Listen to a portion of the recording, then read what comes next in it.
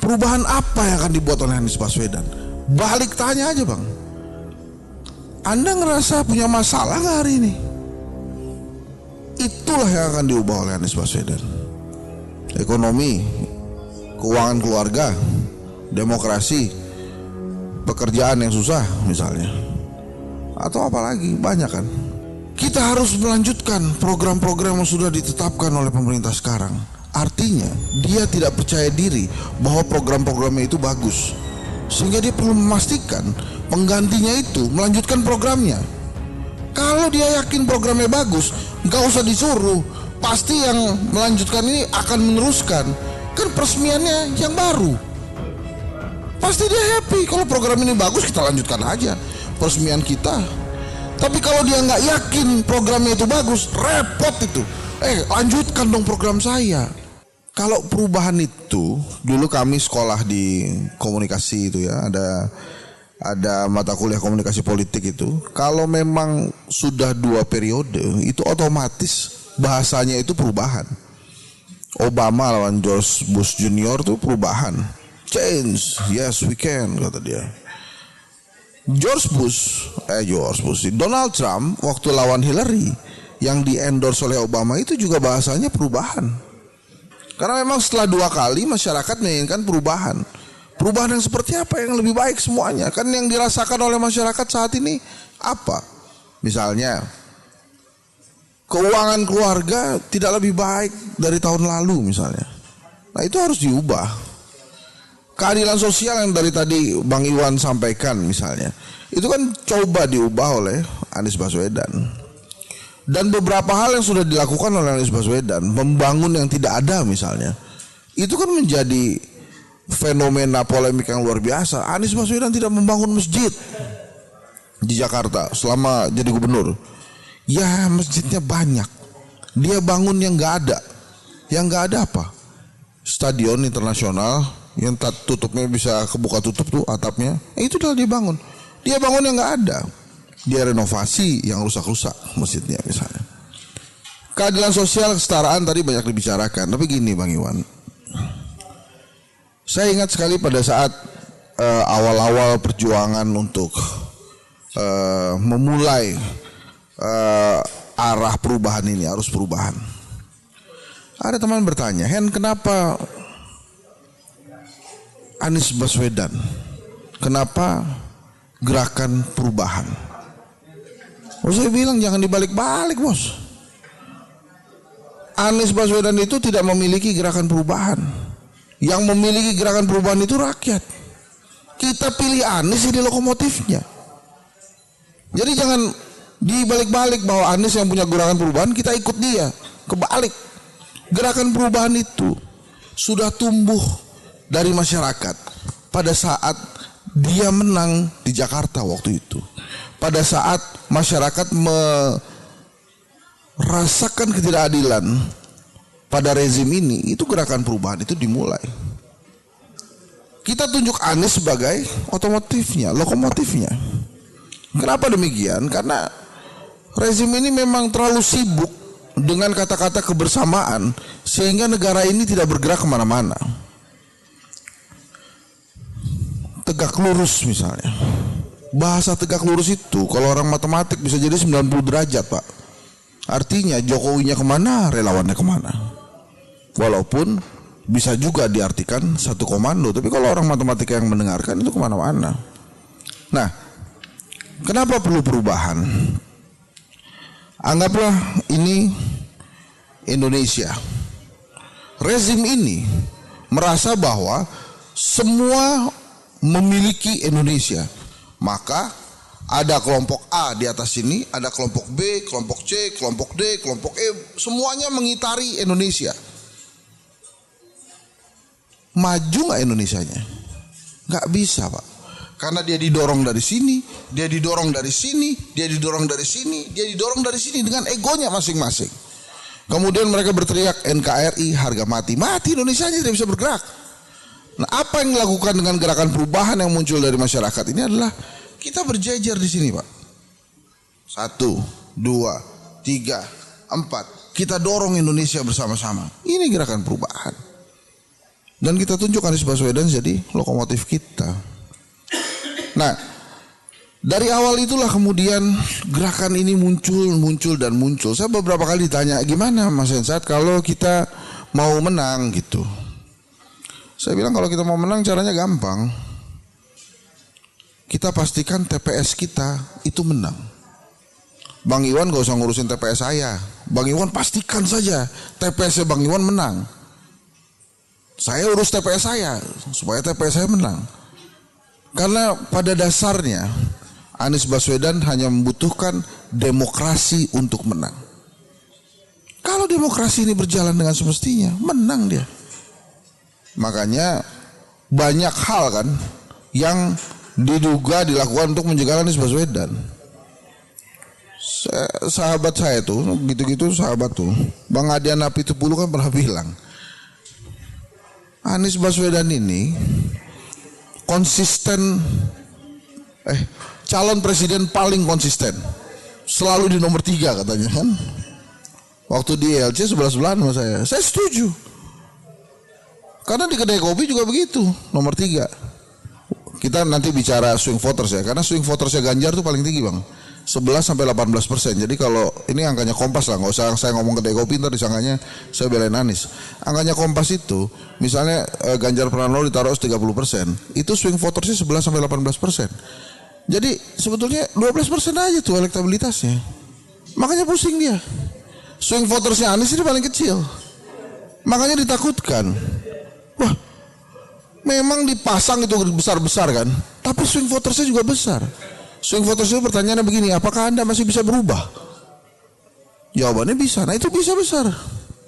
Makanya pusing sekarang pemerintah ini, bukan pemerintah lah, orang-orang yang ingin memenangkan Ganjar atau Prabowo. Kalau nggak mau didiamin aja, nomor 3 ya nomor 3 aja, nggak usah direpotkan. Nah, jadi tadi balik ke pertanyaan Bang Iwan. Kalau ada yang bertanya bang, perubahan apa yang akan dibuat oleh Anies Baswedan? Balik tanya aja bang, Anda ngerasa punya masalah nggak hari ini? Itulah yang akan diubah oleh Anies Baswedan.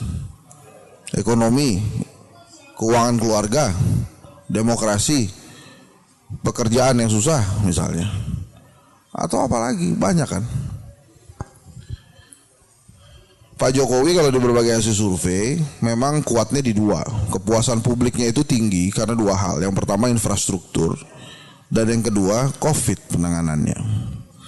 Dan kebanggaan Pak Jokowi itu, keberhasilan pemerintahan Pak Jokowi kita bisa lihat dari pidatonya. Kalau pidatonya tentang A, maka itulah keberhasilannya. Dia bicara tentang COVID kan, terus dia juga bicara tentang infrastruktur kan.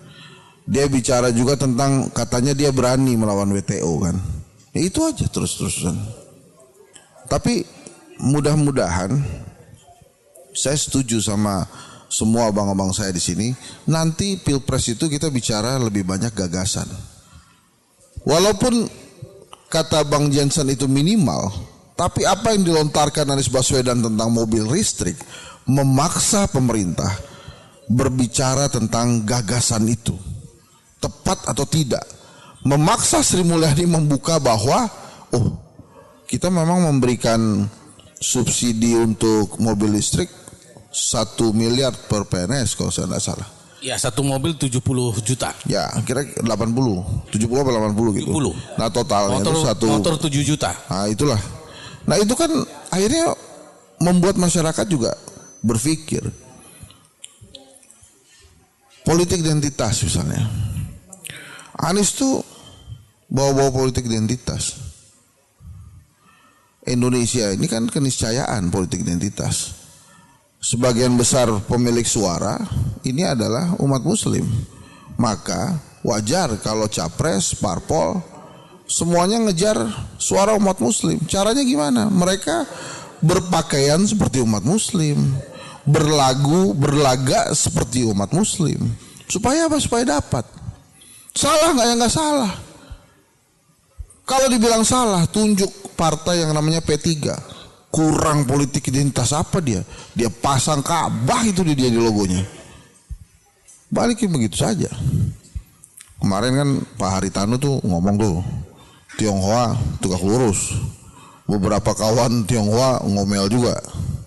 Terus ada beberapa wartawan tanya, "Bang, itu rasis bukan?" Oh, saya bilang bukan. Itu adalah contoh politik identitas.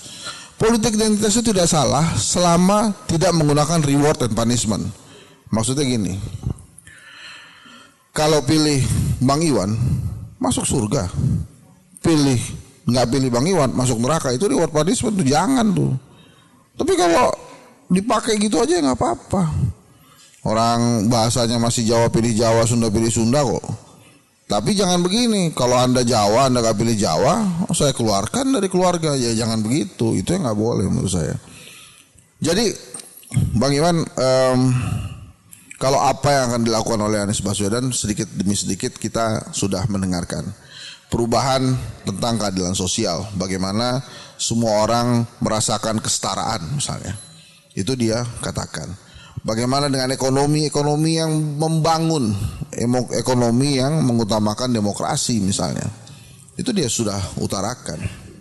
Jadi justru kita yang mesti membantu untuk menjelaskan itu ke masyarakat. Saya pernah bicara di channel Keren Cadasnya Bang Refli. Bang Refli tanya gini, emang bakal menang Anies Baswedan? Saya bilang bakal menang.